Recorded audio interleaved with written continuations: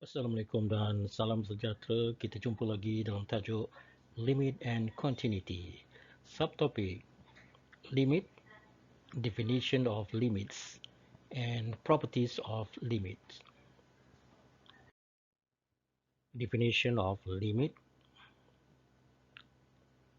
A function f(x) is said to approach a constant L as a limit when x approaches a as below. Limit x approach a f(x) equal to L.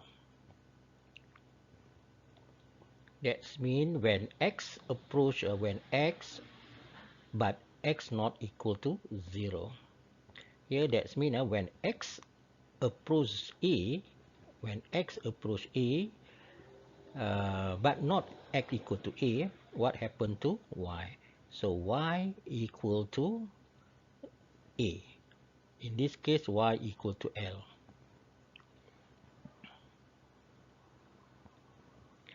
We are not interested in the value of fx when x equal a. We are interested in the behavior, tingkah laku, behavior of fx as x comes closer and closer to the value a.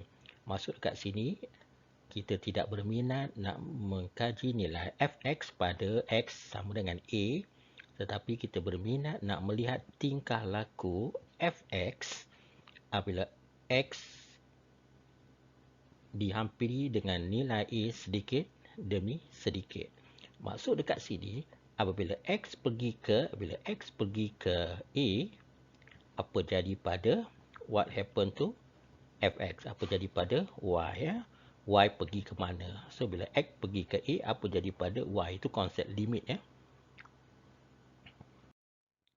Okey, tengok example 1 ini. Determine limit x approach 0 x square plus 1. This is a function there, fx. Ini adalah fx. Okey, untuk pergi ke 0, this is 0 here. Kita boleh come from the left. Ni come from the left, kita tulis 0. Jadi from the left. This is come from the right. We write positive. Ni nak pergi 0, kita boleh datang daripada kiri atau dari kanan. Ini kalau kita tengok secara table.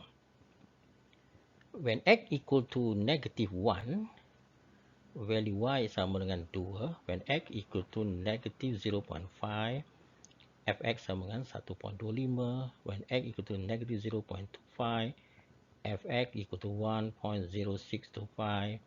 When x equal to negative 0.001, fx equal to 1.000001. Itu kalau kita datang when we come from left. Sekarang kita tengok bila kita datang dari arah kanan. When x equal to 1, fx equal to 2 dan seterusnya. So kalau kita lihat kat sini, when x approach 0 from the right, kita akan dapati bahawa nilai dia menghampiri 1. Hence the limit of x square plus 1 is 1 as x approach 0 from either side. That is, kita tulis limit x approach 0 x square plus 1 equal to 1. Okay, look at this example. Katakan ni warna biru ni adalah, misalkan warna biru ni adalah fungsi, ni fungsi yang telah dilukis grafnya. Kita tengok sekarang kita nak pergi, bila x kat sini, kita tengok kat sini, bila x pergi ke 2, bila x pergi ke negatif 2, bila x pergi ke negatif 2, kita tengok nilai y, nilai y dia pergi ke 2. Jadi kita tulis limit when x approach negative 2 from the right, nampak tu, from the right, fx dia sama dengan nilai y dia sama dengan 2 kat sini. So ni graf dia. Tengok contohnya pula, bila x pergi ke negatif 2, x pergi ke negatif 2 dari sebelah kiri So nilai y dia ni graf pada paksi, graf nilai pada y dia nampak dia pergi ke 2. Jadi kita tulis limit x approach negative 2 from the left. This is from the left, fx equal 2. Okey, ini properties of limit. Limit kita boleh cari menggunakan table tadi, daripada kiri ataupun dari kanan. Tapi merumitkan kalau kita nak kira daripada kiri daripada kanan. Maka kita akan pakai sahaja sifat ataupun properties of limit. Yang pertama, jika fx equal c, c is constant, maka limit x approach a, fx sama dengan limit x approach a, c, c is constant. So the answer equal to c. Example, limit x approach 3, 5 is constant. So, jawapan dia adalah 5. Apa pun kat sini, bila x approach apa pun, kalau di sini constant, jawapan dia mesti constant tersebut. Okay, properties number 2. If fx equal to x, and then limit x approach a, fx equal to limit x approach a, x. Ganti tempat fx itu dengan x. Maka kita boleh gantikan terus tempat x tu dengan a. So, jawapan dia adalah a. Contoh, limit x approach 4x.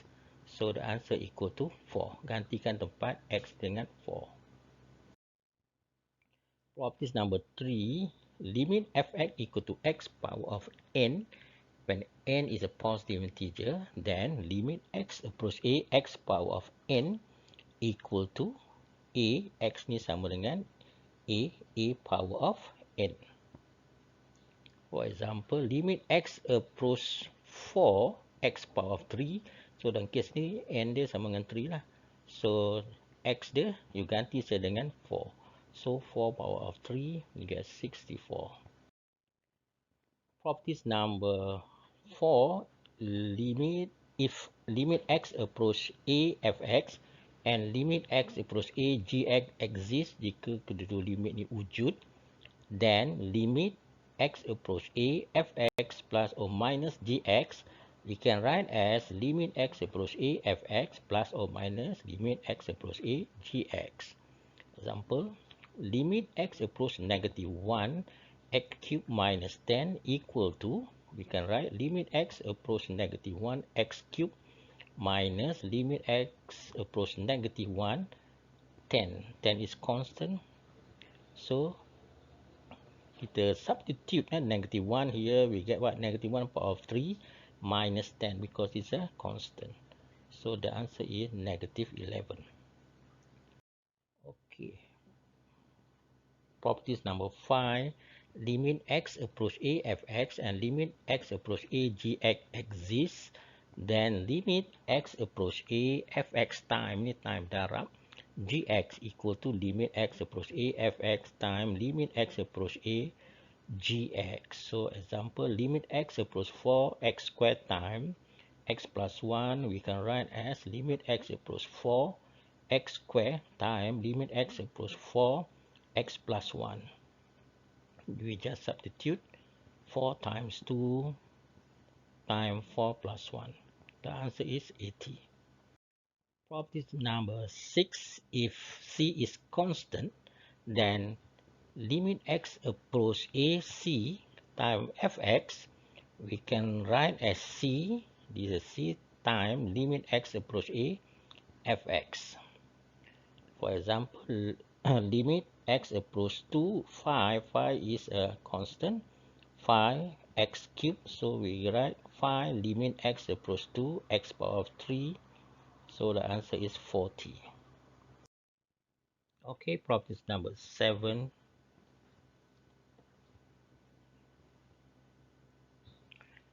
Limit x approach a, fx, and limit x approach a, gx exists, then limit x approach a, fx divide gx equal to limit x approach a, fx divide limit x approach a, gx, where limit x approach a, gx not equal to 0.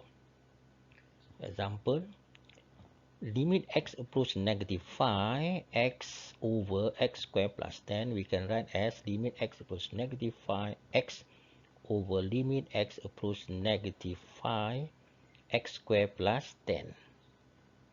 So you get the answer negative 5 squared plus 10. So the answer is negative 1 over 7.